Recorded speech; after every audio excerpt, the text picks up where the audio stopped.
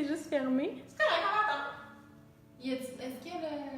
Faut que tu viennes m'aider. Ah, excuse. Je pense que C'est un live, problème technique. Est-ce que ça a sorti? c'est juste fermé, fait qu'on va Mais là. voyons. Le lit est-tu live? Ah, attends, il y avait Ah pas... non! Ah! Ok, ben, je Ça vais... sera pas long. Tu veux que je l'arrête? T'es Non, non. correct? Ok. Ok. On vit les lives en C'est direct. bon. Hey, les lives, hein? Est-ce qu'on peut y aller? On peut y aller. Oui, je vais juste refaire le... Te replacer, Martine, on ne voit pas. Salut! Voyez-vous mes bas?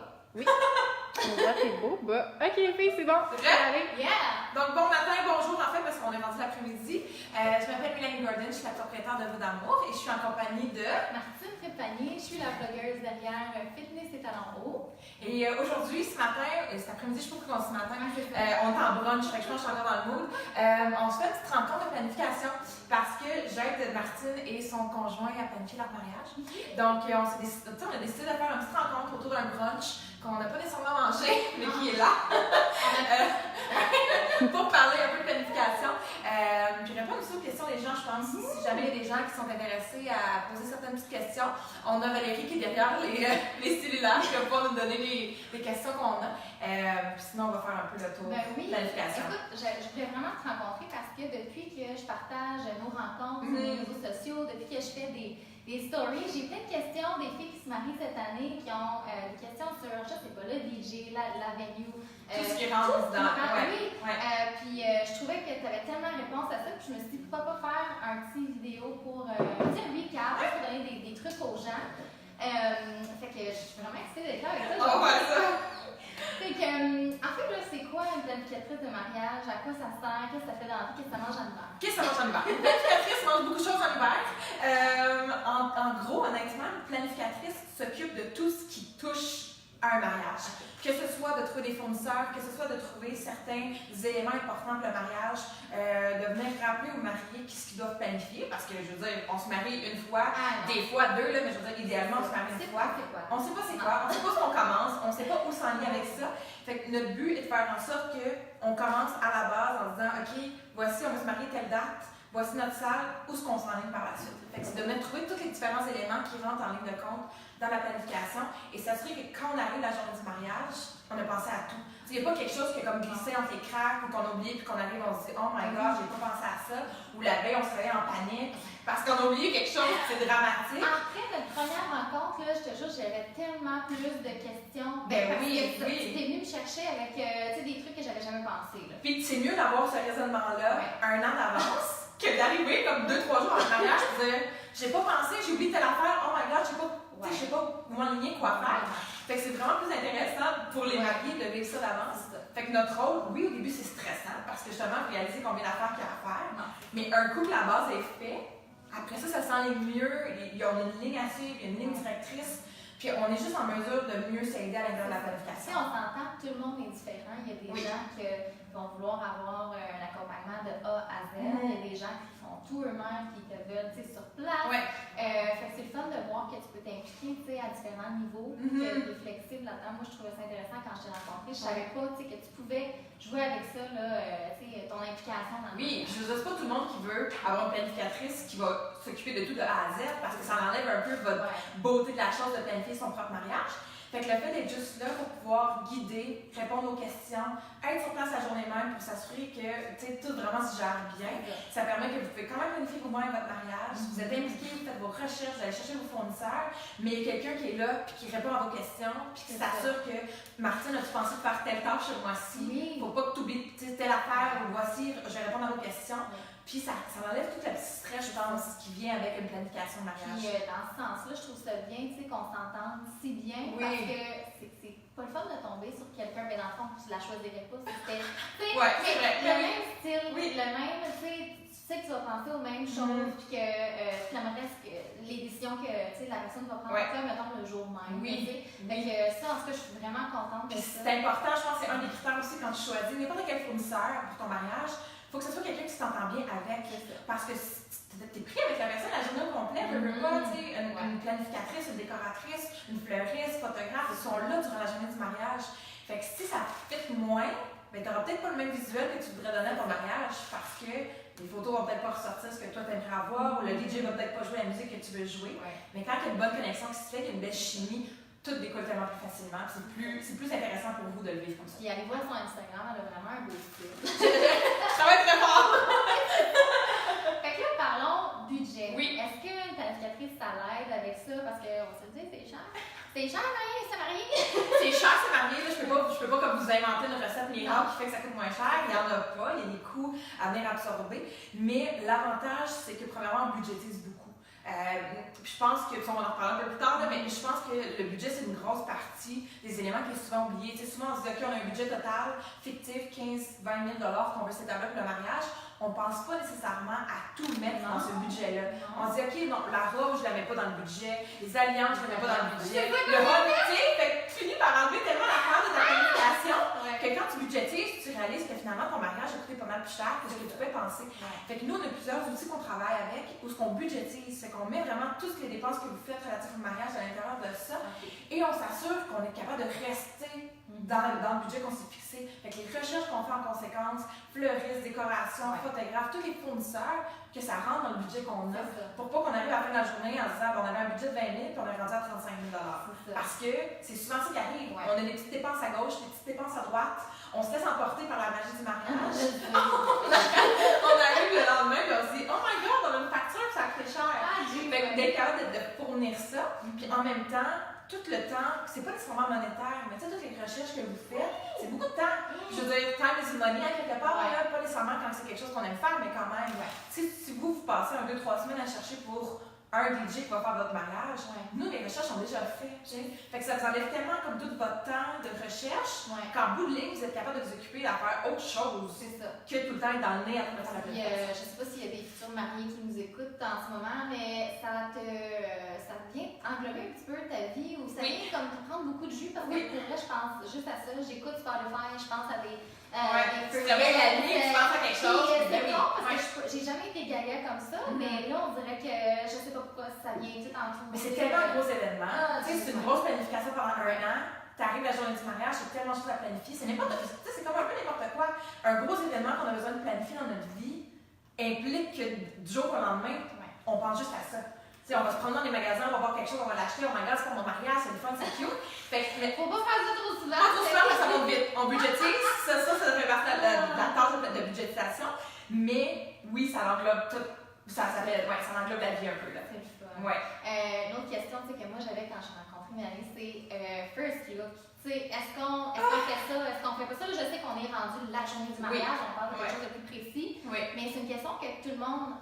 Je pense que tous les mariés se posent à un moment donné. Est-ce qu'on fait le first look? First look étant. Quand on voit les mariés avant. Fait que dans le fond, le marié et la mariée se voient avant la cérémonie. Moi, honnêtement, j'ai un parti pris, faites un first look. C'est sûr que ça reste personnel. On s'entend, il y en a qui veulent être très traditionnels et rester dans les mariés se voient pas dans le mariage, ils se regardent pas, ils se voient juste vraiment quand ils arrivent dans l'allée. Oui, je comprends. Je comprends le côté traditionnel, je le comprends. Mais c'est tellement une belle émotion qu'on vit dans le first look. Tu as le marié qui est là, je vais vous expliquer un peu comment ça se passe. Habituellement, tu vas avoir comme un champ ou un espace un peu plus privé. Le marié est quelque part dans la salle ou dans le champ, peu importe ce que vous faites, de dos. Il est dans le champ derrière. De dos pour pas voir la mariée arriver, parce qu'on veut quand même garder l'élément de surprise. Fait qu'il est placé, il est de dos, il fait face à un néant un petit peu, tu sais. Et la mariée arrive de dos et vient surprendre le marié. Fait que ce soit en mettant les mains dans les yeux, que ce soit en simplement touchant l'épaule pour qu'il se revire, mais vient dire oui, je t'arrive, tu peux te virer de bord. Et à ce moment-là, pour le 2 secondes que ça va durer, vraiment le premier échange, le premier regard, toutes les émotions qui ont été accumulées durant l'année de planification, puis durant toute votre vie aussi, parce que ça fait des années aussi que vous êtes ensemble, fait que toutes ces émotions-là qui font partie de vous ressortent, puis c'est vécu en privé. C'est pas vécu en avant d'une foule qui est à la cérémonie, c'est pas vécu le soir quand le mariage est terminé puis qu'on se dit ok, on est mariés. C'est vraiment ce moment-là, ce que vous vivez ensemble. Il n'y a pas votre cortège qui est proche, il n'y a pas personne sauf vous deux et le photographe ou la photographe. Fait que toutes les émotions que vous avez à vivre, moi j'en parle, j'ai déjà des frissons. C'est tellement cute à vivre. Puis en même temps, tu veux avoir ce moment-là pour vous deux. Parce que tout le reste de la journée du mariage, vous n'êtes pas juste deux personnes. Là. C'est vous deux, votre cortège, votre famille, vos invités, vos fournisseurs, la salle, la nourriture. C'est tellement d'affaires que la dernière affaire que tu as à faire, c'est de regarder ton chum et de dire oh my god, on va être mariés femmes. Tu réalises-tu les émotions qui sont là? Fait que le first look permet de ça. Fait que je suis vendue, là, honnêtement, extrêmement vendue, mais je trouve que c'est vraiment un beau moment que les maris vivent. Ça te permet de se dire on a 2 secondes, on a 20 minutes, une demi-heure, peu importe le temps que tu décides de prendre pour ça, pour vivre cette journée-là ensemble, en profiter ensemble, et après ça se dire ok, on est prêt, on s'en va se marier pour de vrai. Ouais, je sais pas s'il y a des filles qui se marient cette année qui nous écoutent présentement, mais peut-être commenter si vous faites un first look. Oui, faites-en un s'il vous plaît. Faites un commentaire, on aimerait ça voir ça. Moi, il faut que j'y pense, mais je pense que je suis un peu plus vendue vers le oui. Ouais. C'est moins traditionnel. Ouais, c'est moins traditionnel. C'est hyper. C'est hyper. C'est vraiment beau. Je suis genre extrêmement contente. Tellement d'émotion. Ouais. Fait que, c'est pas vraiment une question, mais tu sais, dernièrement, j'ai fait la grande demande à mes demoiselles d'honneur. On en avait parlé, puis je pense que ça a super bien été. Je sais pas si vous avez vu mon photoshoot, dans le fond, la belle Valérie Dora Photographie a pris des photos lors de mon dévoilement pour mes bridesmaids, dans les demoiselles d'honneur. Puis j'ai vraiment... fait des belles petites bottes, elle s'est vraiment occupée de faire ça cute. Une belle botte, il y avait une couronne de fleurs, il y avait quelques petits trucs. Puis les filles, dans le fond, quand elles se déplaçaient, c'était au biscotti, je pense que les fêtes. Je les avais invitées là-bas pour simplement faire un photoshoot. Vu que j'ai un blog, je leur ai fait croire que j'avais un photoshoot avec le qui, là? Avec le biscotti. Je suis désolée, le biscotti, je dois passer dans mon histoire. Mais je l'ai tout invité là-bas, on a pris un café, Valérie est arrivée, s'est présentée comme la photographe du biscotti. Elle a joué la comédie, elle était vraiment bonne. Les filles demandaient qu'est-ce que tu fais d'autre comme photo. Là? Elle n'a pas dit pantoute qu'elle faisait des photos de mariage. Photos de bébé. Fait que les serveurs étaient tout arrangés, Valérie avait tout arrangé ça avec les serveurs, sont montés avec mes boîtes, puis les filles, ça n'entendait pas du tout. Fait que j'ai vraiment, je pense que ça c'est un crochet, les filles, si vous avez un proposal à faire à vos demoiselles d'honneur dans le futur, c'est quelque chose je pense à mettre sur votre liste. Ça a vraiment fait mon petit crochet dans ma liste personnelle de ce que je voulais faire pour mes demoiselles d'honneur. Je vais faire d'autres choses là, mais ça c'est un premier. Mais souvent les filles aussi on est gagnants par rapport à des enfants comme ça. Fait qu'il y a aussi tout le remerciement que tu fais. De choisir les filles d'être dans votre partage. C'est de la job d'être demoiselle de mais c'est ça, puis en même temps, c'est un beau clin d'œil de merci de faire partie de ma journée. Merci d'être là. Veux-tu faire partie de cette journée-là aussi? Parce que c'est une grosse journée, c'est beaucoup d'émotions, puis eux, ils ont beaucoup de responsabilités aussi, ils ne peuvent pas arriver là-dedans. Fait que c'est un beau clin d'œil à leur faire, je pense, de faire un dévoilement comme ça. Puis souvent, s'ils s'en entendent pas, parce que toi, il y en avait une, ça n'en entendait pas du tout, ça fait une belle surprise, elle s'en entend pas, fait qu'elle arrive. Puis comme, vraiment, tu veux? Oui, ok, oh my god, les émotions. C'est un beau remerciement. Les filles, allez voir le photoshoot dans le fond, puis essayez de danser la personne avec la face la plus spéciale, c'est elle qui s'en va. Il y en a juste une qui est comme, oh my god! Je vous laisse deviner. Fait que, dans le fond, moi, j'aimerais ça te demander, là, comme ça. Juste comment, là. C'est quoi tes 3 meilleurs trucs, là, tes 3 conseils que tu donnerais aux gens qui planifient présentement? Qui n'ont peut-être pas de planificatrice, c'est sûr que, tu sais... Plug! Un petit peu. Mais c'est quoi tes trucs, là, peut-être, qui sont sortis de tes expériences, tu sais, avant? Il y en a beaucoup. J'ai essayé de l'échelonner un petit peu. Je dirais que le premier conseil, c'est la budgétisation. Parce que, je sais même pas si c'est un mot qui existe, la budgétisation, mais j'ai toujours croire que oui, faites un budget. C'est ce que ça veut dire. Mais je trouve que trop souvent, je rencontre des gens rendus à leur mariage. La planification est faite, on arrive. Moi, je suis engagée pour être sur place la journée même pour coordonner. Fait qu'on se rencontre dans les derniers stretches, le dernier mois avant le mariage. On fait le tour de leurs éléments. Puis, on réalise, puis souvent, moi, je leur fais un peu réaliser, à quel point qu'à la base, il y avait un budget de 15 000 comme on parlait un peu tantôt. Puis finalement, ils sont arrivés et ont fait une dépense de 30 000 pour leur mariage. Pour X raisons, là. Comme ça, c'est pas obligé d'être rien de spécifique. Non. Mais étant donné qu'ils n'ont pas nécessairement budgétisé ou ils n'ont pas nécessairement pris en compte toute la planification qui rentrait là-dedans avec les coûts, ils arrivent à la fin de la journée, puis quand ils calculent tous leurs éléments, ils se disaient on s'attendait à payer un montant parce que c'est un mariage, mais jamais autant qu'on a payé. Puis là, quand on regarde un peu tous les détails qui ont rentré dans leur budget, on réalise qu'il y a beaucoup de choses qu'ils auraient pu ne pas dépenser pour. Ils auraient pu faire attention, ils auraient pu trouver des alternatives. Exactement. Puis nous, on est très fort aussi sur la réutilisation des éléments. Dans le sens où tu as une cérémonie extérieure avec un arche, des fleurs et tout ça, et tu as la déco pour la salle. Ben, au lieu de dépenser pour une décoration, exemple pour l'arche et pour la table d'honneur, ben tu prends les fleurs qui sont sur l'arche, tu la mets sur la table d'honneur. Ça fait en sorte qu'au lieu d'avoir à payer un budget pour les fleurs qui sont sur l'arche et un budget pour les fleurs qui sont sur la table d'honneur, tu prends le même bouquet et tu le déposes sur la table d'honneur. Fait que c'est tous des petits trucs et conseils comme ça durant la planification qui font en sorte que ton budget ne va pas augmenter. Ça va être le même budget que vous allez avoir utilisé, mais pour certains éléments différents. Même principe que, exemple, on prend, ça j'en avais déjà parlé dans un live sur ma page à moi, mais exemple un cupcake. Exemple, on se dit, OK, ben, comme cadeau d'invité et comme dessert de la soirée, on va donner un cupcake aux personnes. Fait qu'on va mettre le cupcake dans une petite boîte avec un petit tag dessus. Le tag, il va être le marque-place. Fait qu'on va marquer, exemple, ici, Martine va s'asseoir. Fait que Martine est marquée sur la petite boîte. Ça devient son marque-place, son cadeau d'invité et son dessert de soirée. Fait qu'au lieu d'avoir à dépenser marque-place, cadeau d'invité puis dessert de soirée, tu as les trois en un. Fait qu'au lieu d'avoir eu à dépenser, exemple, 15$ par personne, ben, tu dépenses peut-être 5$ par personne. Mais en bout de ligne, c'est comme un 1000, 2000, 3000, dépendant de combien d'invités sont là, évidemment, mais qui vont être là, puis ça va venir faire une grosse différence du budget. Fait que tout ce qui est budgétisation, puis essayer de.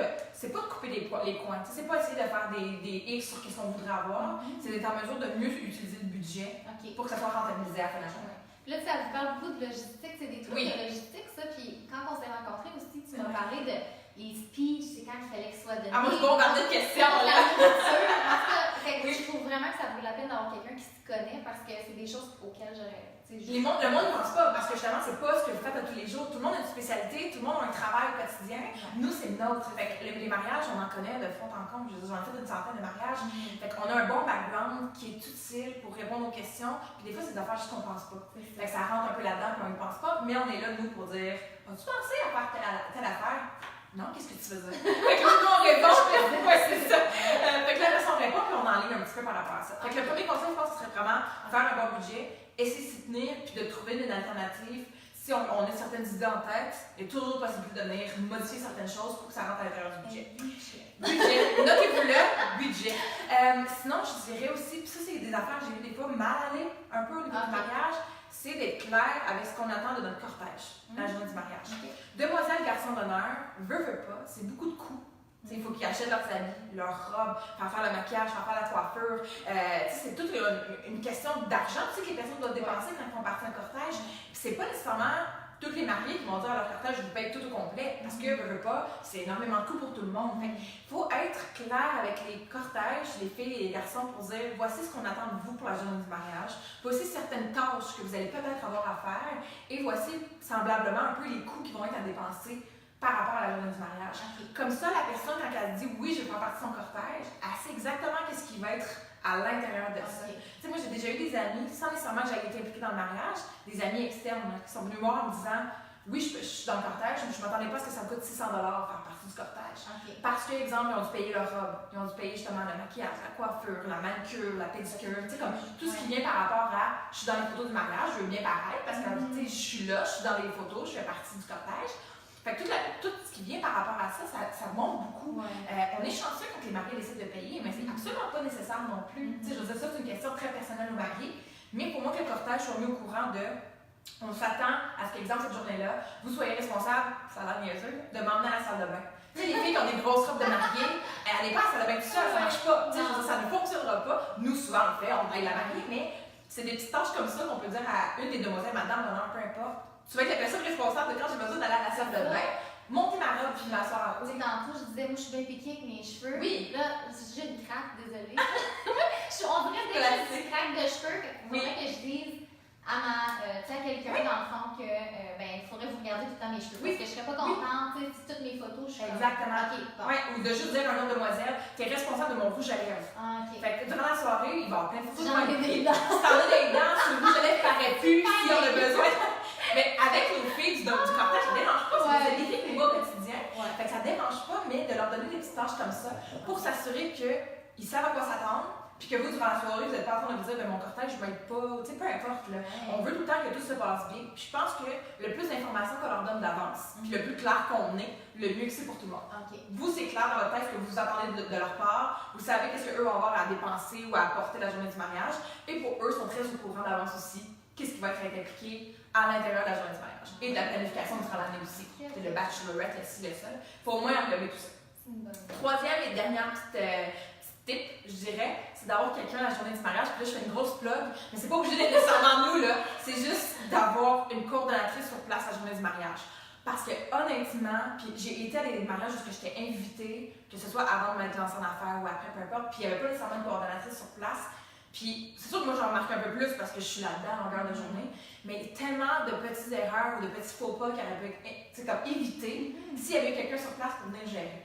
Puis il y a souvent des gens qui vont me dire, ben moi dans ma salle, il y a déjà une coordonnatrice. Oui, c'est extrêmement bon, mais c'est une coordonnatrice qui s'occupe des repas. Tu sais, la fille qui est sur place, qui s'occupe de la salle, s'occupe que la nourriture sorte à temps, que les bouchées soient servis, que s'il y a du cocktail qui est des bouchées, des cocktails, peu importe, qui ont besoin d'être distribués, que ça soit fait, que le dessert soit coupé.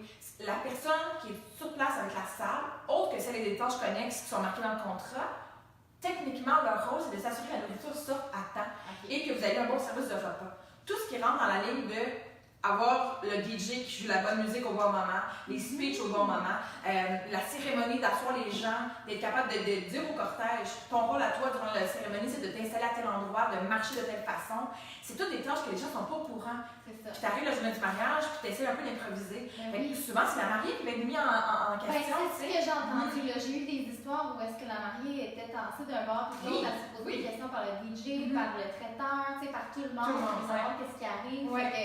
C'est pas que c'est pas la fin du monde, mais quand tu veux enjoyer ton mariage, tu dois penser une fortune. Exactement. C'est dommage. Oui, parce qu'après ça, tu arrives à la fin de la journée et tu te dis, j'ai-tu profité de mon mariage?